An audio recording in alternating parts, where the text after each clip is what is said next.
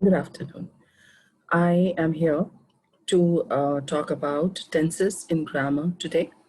And as we all know, tenses form a very important, part of grammar. It is the backbone of sentence formation. And without proper knowledge of tenses, we cannot form correct sentences. So let me begin my presentation here. I'll share my slide. Here we can see I have shared a slide of present tense with you, which shows all four parts of present tense: simple present tense, present continuous, present perfect continuous. To begin with, we'll talk about simple present tense. Simple present tense always talks about fixed facts, like everyday things that happen every day, once a week, once a year, once a month, or any particular time. It goes with S and ES, with nouns and singular pronouns like he, she, it. S and ES is not applicable with I, we, and you. They is an exceptional pronoun, plural pronoun, where we do not use S and ES. We can see examples. Sun appears in the sky.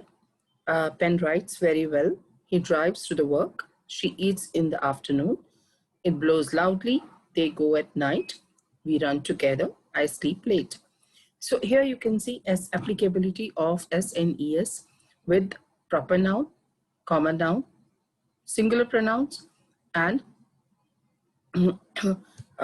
that's it. So when we talk about they, we, and I, we have not used S and ES anywhere. So that is a simple rule of simple present tense. Now we go to the next slide. It talks about present continuous. Present continuous will always come with ing, with is, m, and r. Is, m, and r denote something which is happening at present, something which is in a continuous state. If you are playing a football, it becomes present continuous, like I am playing right now, playing, ing, okay, am. Children are going to school, means they are at present walking towards the school, they are going to school. Moreover, I'm going to work. You can see use of am, is, and are is always there in continuity when we talk about present continuous. Mohit and his brother are watching a movie, and are, here you can see are is coming with ing, which is happening at present. Sisters are singing very nicely. So this is another rule for present continuous. We'll see our next rule, that is for present perfect. Here you can see we have used have and has with third form of verb. Third form of verb we all know. If you don't know, we'll be sharing with you. Go, went, gone, eat, ate, eaten. So which is the third form we use here with have and has. It's only I which doesn't go with has, it goes with have. Otherwise, with plural, with use of s and es, usually use have. Besides that, with pronouns like he, she, we use has. So I have is a different rule. She has, he has is a rule with pronouns. Now we can talk about we have eaten or we have done the work. Gita is a proper noun which goes with has. Fan has, buses have. Now here we can see one thing. Pronouns like he, she, common noun, fan, proper noun, Gita. Here we have used has. Whereas with we, which is plural pronoun, we have used have.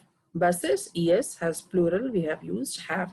So with plural pronoun and plural common nouns, we will use have. Otherwise, singular pronoun or proper noun will be using has, except for the rule of I. All right, wherever you see this, that's a present perfect.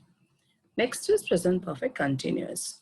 It will always go with has been, have been plus ing plus time, and since and for. For example, I have been going to work for 2 months.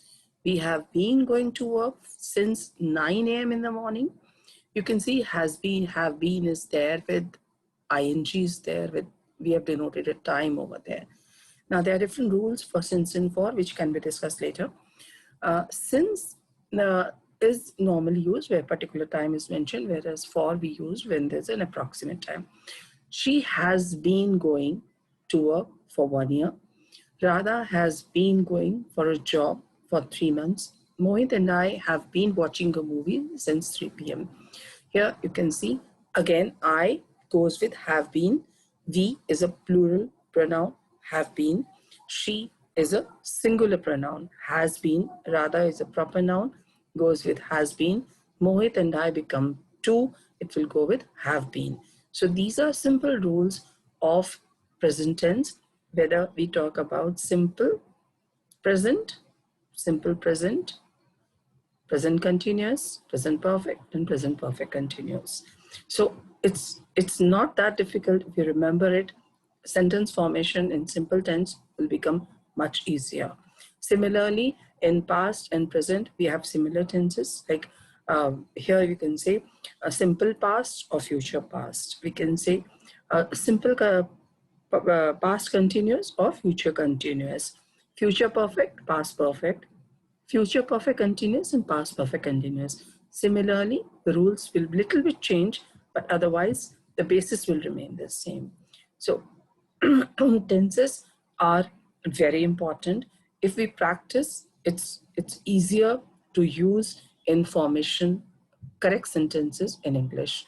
I think I've made it very clear, and I'll be glad to talk more about it. So far, I think we'll stop here. Thank you so much.